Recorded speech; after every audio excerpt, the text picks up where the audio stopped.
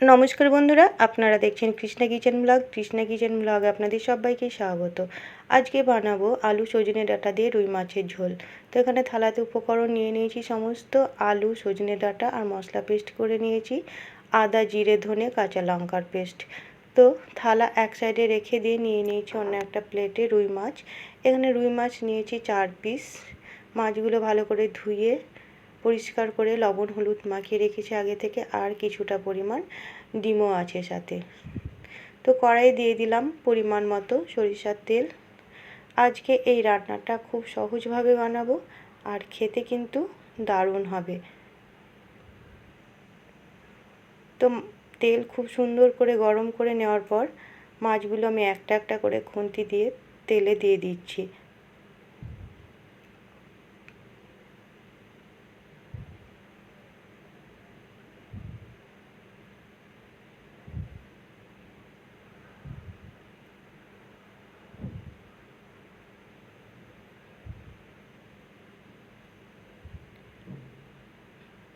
তো কিছুক্ষণ ভাজার পর মাছগুলো উল্টে দিচ্ছি। এক দিক ভালো মতো ভাজা হয়ে গেছে, অপর সাইড আমি উল্টে দিলাম। আরও কিছুক্ষণ ভেজে নেব অপর সাইড। তো কিছুক্ষণ পর ফিরে আসলাম।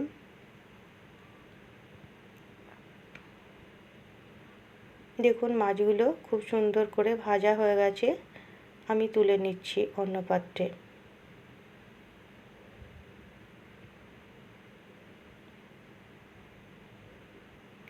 এবার ওই একই তেলের মধ্যেই দিয়ে দিচ্ছি মাছের ডিম। এখানে 2 টুকরো মাছের ডিম ছিল, সেটা আমি গোটাই দিয়ে দিলাম।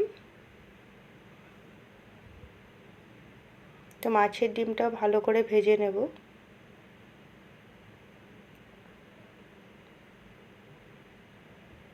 তো মাছের ডিম ভালো করে উল্টে পাল্টে ভেজে নিতে হবে, না হলে কিন্তু ভেতরে কাঁচা থাকে।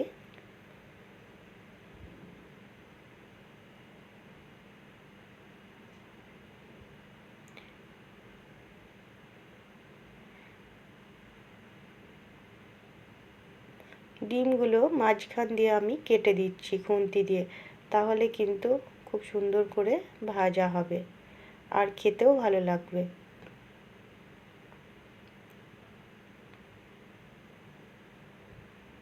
তো এখানে 4 টুকরো করে নিলাম ডিমগুলো খুব সুন্দর ভেজে নিয়ে ডিমগুলো তুলে নিলাম। এবার ওই একই তেলের মধ্যে দিয়ে দিলাম একটা শুকনো লঙ্কা ফোড়ন,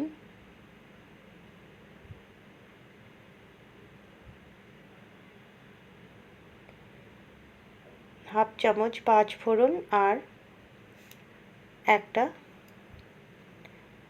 তেজপাতা আমি ছিঁড়ে 2 টুকরো করে দিলাম। ফোড়নের তেল খুব সুন্দর গরম হয়ে গেছে, সুন্দর একটা গন্ধ বেরিয়েছে। ওই তেলের মধ্যে আলুগুলো দিয়ে ভালো করে ভেজে নেব।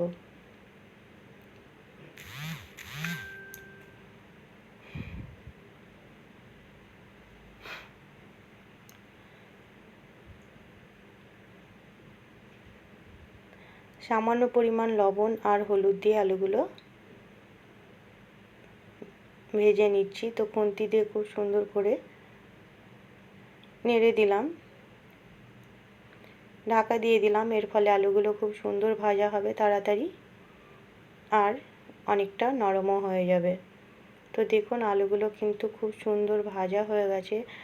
মাঝখানে আমি একবার আলুটা কিন্তু নেড়ে দিয়েছিলাম ঢাকা খুলে। দিয়ে দিলাম কেটে রাখা সজনে ডাঁটাগুলো। তো ডাঁটাগুলো দিয়ে আরও কিছুক্ষণ একটু নেড়ে নেব। একটু নেড়ে নেওয়ার পর দিয়ে দিলাম বেটে রাখা মশলা। এই মশলায় আছে 1 চামচ ধনে, হাফ চামচ জিরে, 5টা কাঁচা লঙ্কা আর পরিমাণ মতো আদা। তো মশলা সঙ্গে আলু আর ডাঁটা ভালো করে কষিয়ে নেব। কালারের জন্য হাফ চামচ হলুদ গুঁড়ো আর হাফ চামচ কাশ্মীরি লঙ্কার গুঁড়ো দিয়ে দিলাম। আর দিয়ে দিলাম স্বাদ মতো লবণ। এর আগে আমি লবণ দিয়েছিলাম অল্প পরিমাণ আলু ভাজার সময়, তো সেই মতো বুঝে লবণ দিলাম। তো মশলার সঙ্গে আলু আর ডাঁটা আরও কিছুক্ষণ কষিয়ে নেব, তাহলে রান্নাটা খেতে খুবই ভালো লাগবে। ঢাকা দিয়ে দিলাম। 2 মিনিট মতো খুব সুন্দর কষিয়ে নিয়েছি। দেখুন একটুও জল নেই, সমস্ত জলটা শুকিয়ে গেছে আর খুব সুন্দর কষানো হয়ে গেছে। দিয়ে দিলাম এবার পরিমাণ মতো জল। আলু আর ডাঁটা খুব সুন্দর করে সেদ্ধ করে নেব।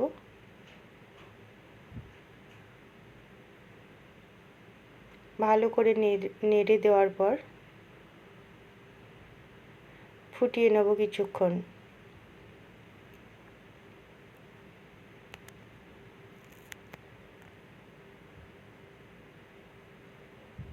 তো দেখুন কিছুক্ষণ পর ফিরে আসলাম, খুব সুন্দর ফুটে গেছে। ভেজে রাখা মাছগুলো এবার দিয়ে দিচ্ছি, সাথে ভাজা মাছের ডিমও। এবার ভালো করে আর একটু নেড়ে দেব।